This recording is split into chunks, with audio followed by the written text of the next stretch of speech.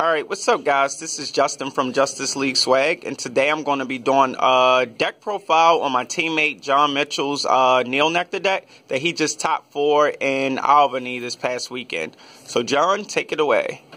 Alright, for my starter, I pretty much run Peach Orchid made in Albany, and I run 2 of those. Pretty much I run these because on once you stride, you can pretty much put it into the soul, choose any unit or your Vanguard unit and search your deck and play it to the field. And at the end of the turn, it returns to your hand. With my grade 3 lineup, I run 4 Bloom Ashas. And then I also run 4 Marjukas, which is part of the engine of the deck.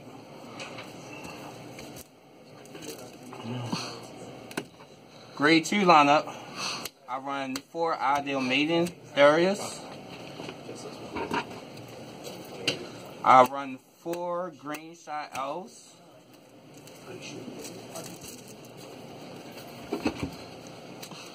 And I run 4 Sunwheel Maiden Ronnie, which is also the other part of the engine of my deck. Probably the scariest card in the deck. For grade 1s, I run 4 Stride Enablers. Pretty much to search for Asha or to Stride. 4 Unflipper Perfect Guards.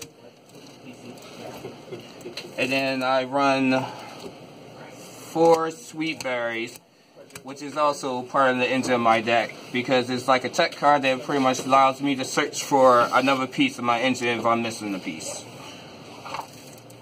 Okay. For trigger lineup, I run 4 Elizabeth and 2 Daybreak, so I run 6 stands. I run 3 draw triggers.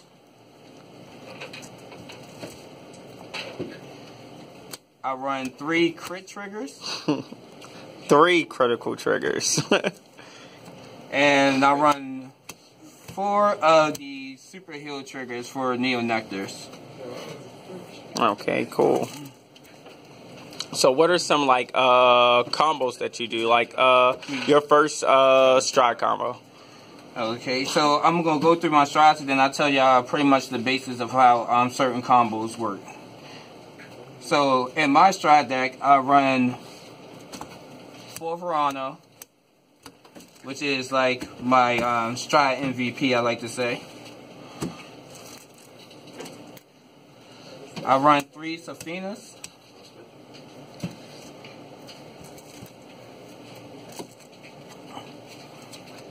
One Verano. Okay. 1 Primavera. Why only 1? Is that because of the counterblast? Yes. Because counterblast is a lot. 1 of the GB8.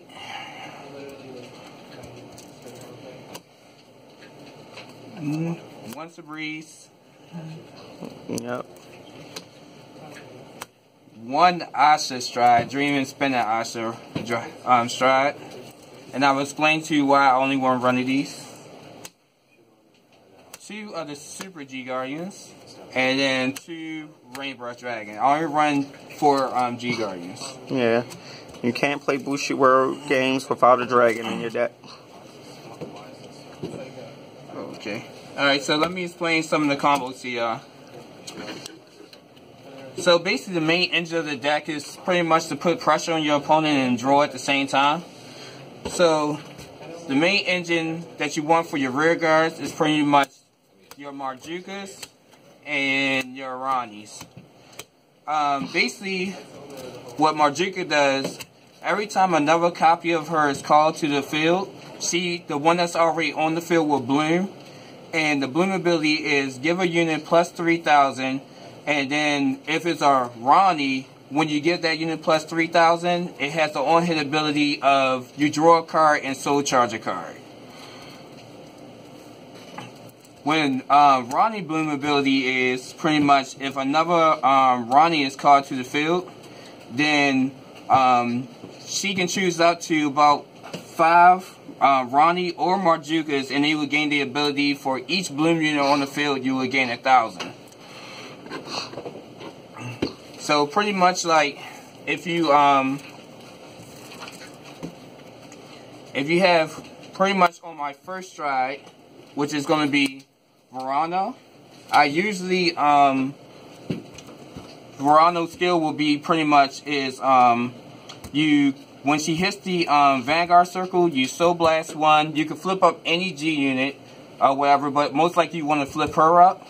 And then you can take a card from your hand and a card from your drop zone, put them back in your deck. You do not have to show your opponent what cards you put in back, because it's any card. It's not like specifically certain cards that you have to put back. So you take one from your drop zone, one from your hand, put it back in your deck. Then you are able to call up to 2 units from your hand and play them to the field. So basically, when you stride into her, if you already on Asha and you have a Ronnie and a Marjuka in your hand, it kind of makes your first stride a little bit stronger, because what you can do is pretty much when you call the 2 from the field, they will see each other. Ronnie counts as Marjuka while she's getting placed on the field and while she's on the field and in your deck. So pretty much when you call both of these from your hand, they both will bloom. This Ronnie will pretty much bloom this Marjuka, and then what you would do pretty much is with Verano skill, you will play another Marjuka to the field. The Marjuka that you play from the deck with Verano skill will get boosts, and it will also bloom the other one that you play from your hand. So this one technically already bloomed 2 times just by playing it to the field with 1 stride. Then you can pretty much use Asha's on stride ability, which is pretty much Counter Blast 1, Soul Blast 1. So you can pretty much use her on stride ability to call another Marjuka from your deck and put it in again. So pretty much this will bloom 3 times and this will bloom 1 time. Basically, you will put the 12,000 in here, and that will already give your Ronnie that's already on the field plus 12, and that will make it a 21k base with just Ronnie itself, and it will have the on-hit skill of draw 4, soul charge 4, which will make it a strong combo. You can pretty much put the starter into your deck and then search for another Ronnie and call it over top of the other Marjuka. When you call the other Ronnie over top of the other Marjuka, the one underneath will still bloom, and also the 2 that's on the field will bloom. So you can give the +9 to the new Ronnie, and that will have the on-hit skill of draw 3, soul charge 3. Then it will also bloom the other Ronnie, which give all your units plus 1,000 for each bloom unit you have on the field. Now also to maximize this combo, if you so happen to have a Sweet Berry in your hand, if you have a Sweet Berry in your hand, when you call the second Ronnie, you can pretty much take the Sweet Berry and then search, instead of playing this other Ronnie to the field quickly, you can actually call Sweet Berry instead to copy your starter. If you copy the starter, that pretty much means you have 2 starters on the field. Both of them can go to the soul, and then you pretty much bloom more times than what I just explained to you. That's pretty good.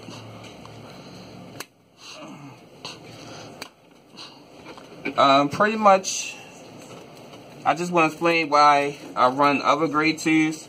Pretty much, I run Ideal Maidens just in case I don't get like an additional Ronnie or Marjuka, and she pretty much can call herself and count as Ronnie.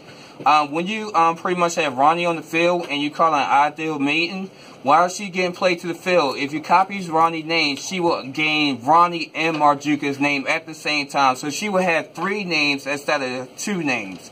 So she will actually bloom Ronnie and the other Marjuka that you will have on the field. So it's pretty much just a big giant tech card in there.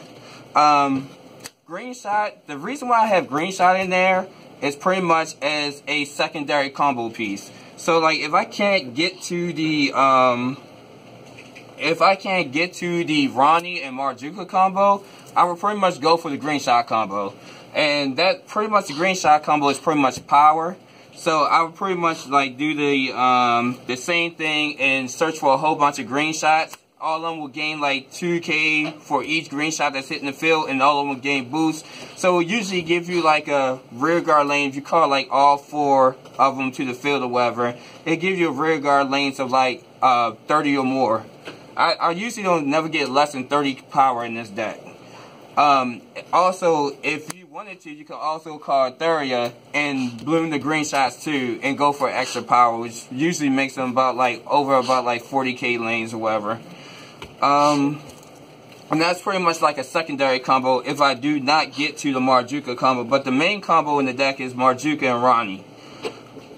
I pretty much run the damage unflipper perfect guards just in case I need the extra counter blast. Usually the way that I play this deck, I don't use too much counter blast unless I'm going for a Primavera play. If I'm not going for a Primavera play, I usually only need 1 counter blast per turn, and sometimes I don't need any counter blast at all because Verano is free. Okay. So I just want to explain my trigger lineup a little bit. I run these just in case I want to use it for the Super G Guardian, because with the Super G Guardian, if you use the Super Heal trigger with it, you pretty much get to set up plays for your next turn. Pretty much, if you use this heal trigger for the Super G Guardian, you get to select a normal unit from your drop zone and put it back in your deck, which usually helps Verano plays out, as well as Safina if you don't have like the stand trigger to put stuff back into your deck. The main reason I only run about like 4 G Guardians because I 1 time per game. That's only if like I have to block higher for attack, but usually Rain Breath Dragon pretty much blocks all attacks. So I usually just keep a second one just to block for a 26k, and then I can put a normal unit back with my heal trigger. If you guys are watching and it's cutting out on you, I'm sorry. We need to buy a new camera. It's like a limit on like the number that we can actually record, like for time. Alright, so with my trigger lineup, for when I've been playing Nectar for so long, I used to run 6 stand and 6 crit. But then I started running the problems of getting into units. So I changed my trigger lineup to incorporate the draw triggers, and I only run 3 of them. Sometimes I run a draw trigger. It's pretty much fodder for pretty much anything. Then I run the 6 stands pretty much. So like when I'm doing the Ronnie Marjuka combo, I can restand Ronnie and go for extra pressure to my opponent by hitting them again and then drawing as many cards as times they bloom. Also, Elizabeth, she's pretty much like a staple in the deck as well, because she also gives you the engine of putting your normal units back in your deck. Because when you hitting your opponent and you pretty much hitting them and you drawing like most of the time I can draw up like 6 cards at one time and soul charge 6 and stuff like that. I need to be able to put units back in my deck so I don't deck out. This pretty much allows you so you cannot deck out at all. I never once decked out with this deck recently when I've been playing with it. Pretty much Daybreak is pretty much the kind of same thing as Elizabeth, but it's just so I can put my triggers back. So she pretty much give a unit, you choose a unit on your field, and then you choose 2 units with the same name, and they both get plus 5,000. But I mainly use it so it can recycle itself back into my deck so I can't deck out. I run 3 crit triggers, not 8. I run 3. I run these as a surprise to my opponent. Most of the time when people when people play against Nectar, they even expecting you to run a whole bunch of stands, or they expecting you to run like pretty much like 6 crit and 6 stand. But like I said, I put the draw trigger so I can pretty much get to my units. But usually with the Marjuka combo, your opponent tries to block Ronnie all the time. So they usually try to take your Vanguard hit. So, but if they block Ronnie, then they take your Vanguard hit, and they have 4 damage, surprise, crit trigger. And I pretty much kill my opponent that way. And that's the only reason why the crit triggers, I only run 3 of them as a surprise to my opponent. Alright, did you explain, what is it, strides? Alright, so I usually, like I said before, I usually go into Verano first stride because she pretty much sets up my field for the first turn. Usually, the way the deck is built that you can always search. If you have like one component in your hand, if you have one Marjuka or one Ronnie in your hand, well, on your first stride, your whole field should be filled up with just one stride. I usually ride this first and then flip one of her face up so you can use her ability. The next time I stride, I ride into another one. When I ride to the second, when I stride for the second time and I ride to Verano, instead of flipping Verano up, I flip Safina up. The reason why I flip Safina up is because during this time, Verano is already calling out 2 units already by her skill alone. And so by the time you use her ability, your whole field will be taken up. So what I do, I set up for my third stride if it's going to be Safina. Because Safina kind of does the same thing as Verano does. But the difference is she is an active ability on main phase. And when I stride into her, I usually just flip a second one up. That way it'd be 2 face up and I'll call 2 units with her and then she would get an extra crit. So I have the on crit pressure this time with my Vanguard. Which usually make your opponent either perfect guard or G guard. And what the basis of this deck is, you really want your opponent to G guard early. Like, the earlier the better. Because once they G guard or perfect guard, or if they try to like G guard or perfect guard your first stride because they don't want you to draw, they will have to deal with this again. And usually the second time they have to deal with this, they do not have the guard to guard it. So you're going to end up drawing about like 12 cards the second stride that turn. And Verano is pretty much just attack. So like if I get to a point that I have like only 1 unit and I can't find a way to search for anything else, and Verano's skill pretty much helps me out because she also gives me a counter blast with her first ability. She able to put normal units back, so if like any of the Ronnies or Marjukas are in my drop zone, she can put all of these back. And then if I have one Ronnie or Marjuka on the field, I could pretty much play a card from my hand, counterblast 1, discard a card, and search for 2 of these, and I just get my whole field back again and bloom them all over again. It won't be as strong as this card is, but Ronnie will still be hitting over 33k, and your opponent still will have to block it. Most of the time, my opponent don't last that long for me to do this. This is like one of the best cards in the game. That's why I like to consider it. Pretty much, if your opponent so happen to put you at 3 damage, and you have 2 Marjukas on the field, or 2 Ronnies on the field, or Theria that counts as Ronnie, Primavera pretty much kills them. Because you can literally take a Marjuka and another Marjuka, poke with those 2 cards, attack with Primavera, and then her ability is on attack, you counterblast 3, you choose 5 normal units for your drop zone, put them back in your deck, discard 1 card, choose 2 units on the field, and call of 2 at each of them. So pretty much what I like to do is I will have Primavera on the field, and most of the time during the game I will have 2 Marjukas on the field with this.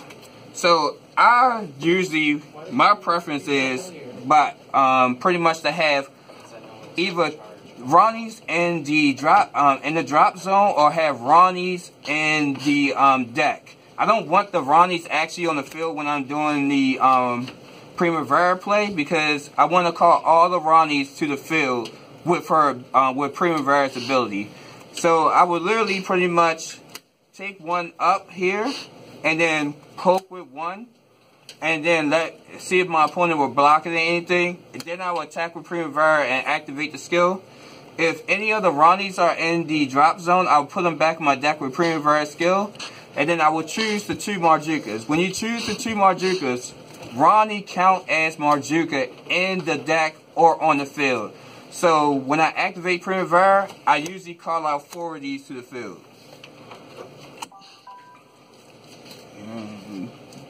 Where the 4th one wants to be at. And it usually looks like this. When you call the 4 to the field, pretty much this one will activate 4 times, and I'll give 12 to the one in the front. This one will activate 4 times, and then I will give 12 to this one in the front. Since all of these are being called to the field, they will all off of these 3. This one will bloom 3 times for these 3, and then this one will bloom 3 times off of these 3, and then this one will bloom 3 times off of these 3. So that'd be 3, 6, 9, 12 times. So pretty much you say 12 times 5. 12 times 5 will make them hit over